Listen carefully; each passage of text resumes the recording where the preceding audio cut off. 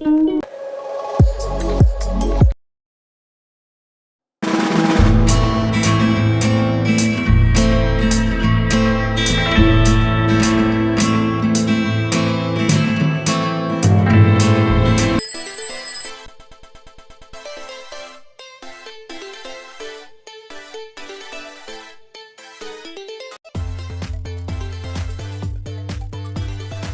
guys, welcome back to my channel. নিলাম আরেকটি নতুন ব্লগ। তোমরা কেমন আছো, কি করছো সবাই কমেন্টে জানিও। আমি খুবই ভালো আছি। তো আমি সকাল সকাল ঘুম থেকে উঠে দেখতেই পারলে ফুলের ক্লিপটা আগেই দিয়ে দিয়েছি। এই ব্লগের থাম্বনেলটা দেখে তো বুঝতেই পেরে যাবে যে ব্লগটা কী জন্য। তো ওই তো শিবরাত্রি ছিল বলে ফুলগুলো সকাল সকাল উঠে অনেক তাড়াতাড়ি সকাল সকাল উঠেছিলাম, উঠে ফুলগুলো তুলে রেখেছি, কারণ পাশের বাড়ির সবাই এসে ফুল তুলে নিয়ে চলে যায়। আমি বক বক করছিলাম ভিডিও ক্যামেরার সামনে। তো তারপরে মা আমাকে বলে স্নানটা সেরে নিতে, সকাল সকাল স্নানটা সেরে পুজোটা দিয়ে দিতে। তো মা গরম জল বসিয়ে দিয়েছিল, আমি স্নানের জন্য রেডি হয়ে গেছিলাম। দেন আমি এই গরম জলটা নিয়ে আর এই বাসনপত্রগুলো দেখলে এগুলোকে ধুতে হবে। আর আমি অতটা ঠিক জানি না কী করে কী করতে হয়, তো তোমরা দেখো আমি কী করেছি সবটাই দিয়ে দিয়েছি। আমি কখনো শিবরাত্রি করিনি, প্রথমবার সবটাই নিজে নিজে করেছি। মা অল্প অল্প দেখিয়ে দিয়েছে, ঠাম্মা দেখিয়ে দিয়েছে। আগে জল ঢেলেছি, দুধ ঢেলেছি। আগে হস্টেলে থাকতাম, তো সেই রকমভাবেই রাতে পুরো দিন ফাস্ট রেখে রাত্রিবেলা গিয়ে ঢেলে দিয়ে আসতাম, এরকম করতাম আর কি। তো এই দেখতেই পাচ্ছ স্নানটা হয়ে গেছে, আর বড় চুল, স্নানটা করতে জন্য টাইম লেগে গেল। এখন আমি পুজো করার জন্য রেডি হব। দেখো শুরু থেকে শেষ অবধি ভিডিওটি দেখো, আর আমার চ্যানেলটিকে সাবস্ক্রাইব করো। আমার ভিডিওটি ভালো লাগলে লাইক করে দিও।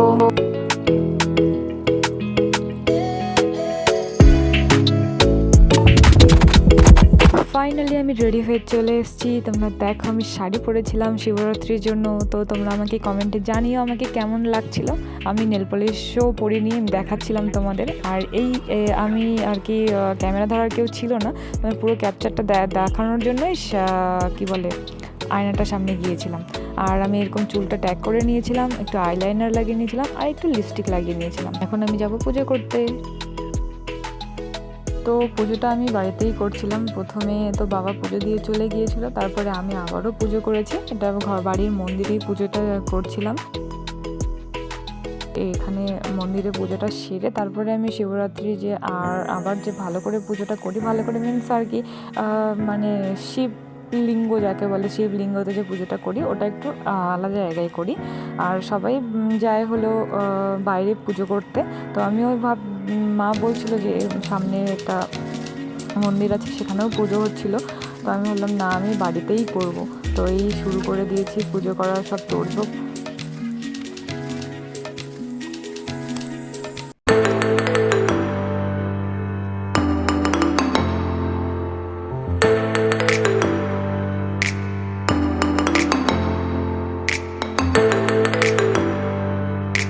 আমি ভাবলাম প্রথমে এরকম করে সাজিয়েছিলাম, তো ভাবলাম যেটা মনে হয় ভালো লাগবে।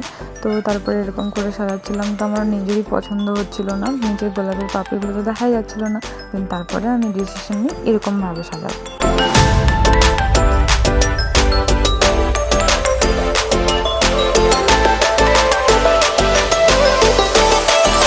দেন মা ঘরটা সাজিয়ে এনে দেয়, তারপরে আমি ঘরটাতে জল দিই।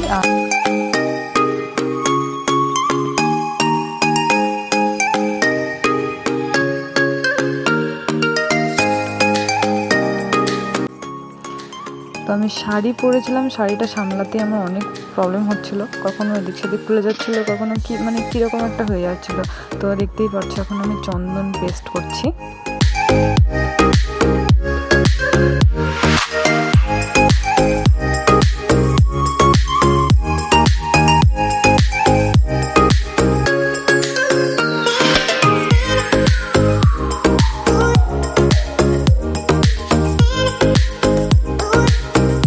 এইসব করতে করতে কিছুক্ষণ পরে বুনু আসে। বুনু আমাকে অনেকটা হেল্প করে, আর ও বেশি একটা পুজোর কিছু জানে না, আমিও যেরকম ও সেরকম, তবুও অনেকটা আমাকে হেল্প করেছিল। আর ও আমার ক্যামেরাটাও ধরে দিয়েছিল।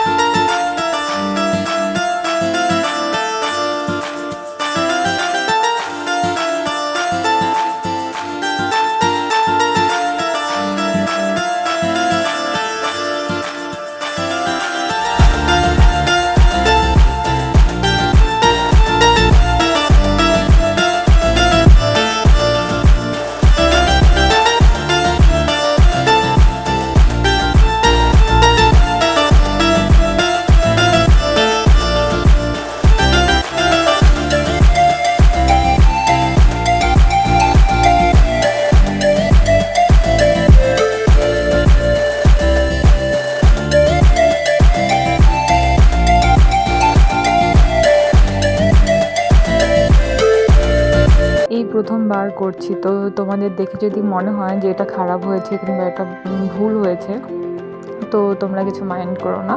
আর আমাকে কমেন্ট করে বলো যদি তোমাদের মনে হয় যে এটা ভুল হয়েছে, এটা এরকম করে করতে হতো, তো আমাকে বলো, কেউ কিছু মনে করো না। কারণ আমি প্রথমবার করছি, তো আমি যতটুকু জানতাম, মা যতটুকু জানতো, ঠাম্মা যতটুকু জানতো, ততটুকুই আমি করেছি।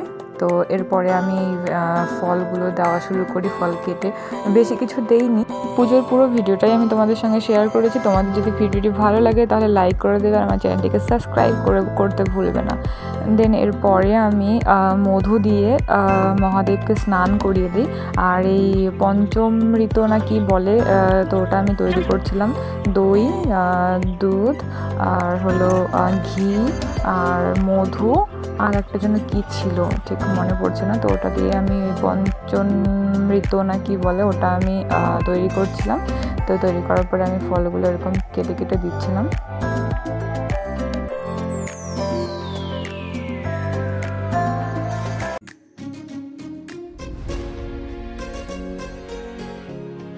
এই ফুলগুলো তো বাড়িতেই ছিল, কিন্তু এই বেলপাতা তো আমাদের বাড়ি ছিল না। তো ঠাম্মা অনেক দূর থেকে খুঁজে আমাকে বেলপাতা নিয়ে এসে দিয়েছে। আর আমি এই ধুত্র ফুলগুলো দিচ্ছিলাম ঠাকুরকে। আর আমি ক্যামেরার দিকে দেখে বলছিলাম যে পুরো দুনিয়াটা খুঁজে ধুত্র ফুল পাওয়া যায়নি, কারণ সবই শেষ হয়ে গিয়েছিল। আর এই ধুত্র ফুলগুলো একদম মানে 3-4 দিন পরে হয়তো এগুলো ফুটতো, পুরো একদম কলি কলি মতো ছিল। ওইগুলো দিয়েই আমি পুজো করেছি।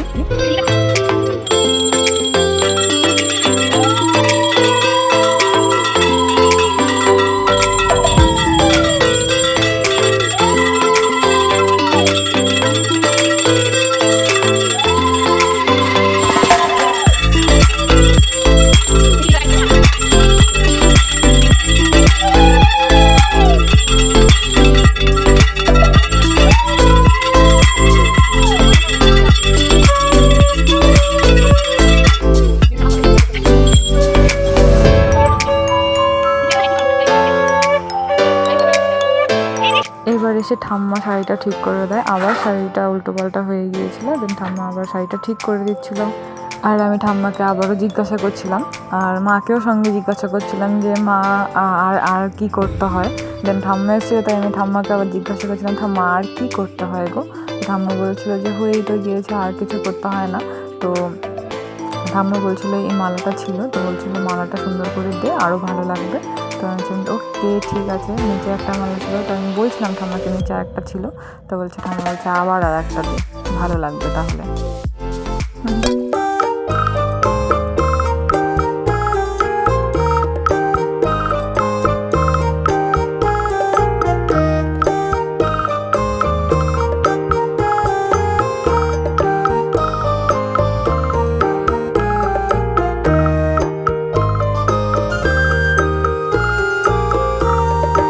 আমি ক্যামেরাটা নেই আর বলি আমার পুজো শেষ। তারপরে কিছুক্ষণ পরে বুনু আবার জল ঢালে, তো আমাকে সবাই আশীর্বাদ করবে। আমার জন্য বিবাহিত জীবনটা খুব ভালো হয়।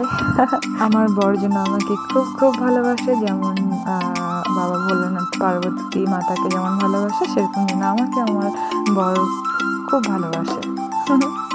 আর আমার ভিডিওটি লাইক করে দেবে, আমার চ্যানেলটিকে সাবস্ক্রাইব করবে, বেল আইকনটি প্রেস করে দেবে, আর আমার চ্যানেলটি সাবস্ক্রাইব করতে ভুলবে না কিন্তু। ওকে, টাটা, বাই বাই। আর ক্লিপের শেষে কিছু ফটো অ্যাড করে দেবো। এই বুনু জল ঢালছে, আর পরে আমি ফটোশ্যুট করি, তো আমি সবার শেষে ফটোগুলো অ্যাড করে দেবো। Bye bye.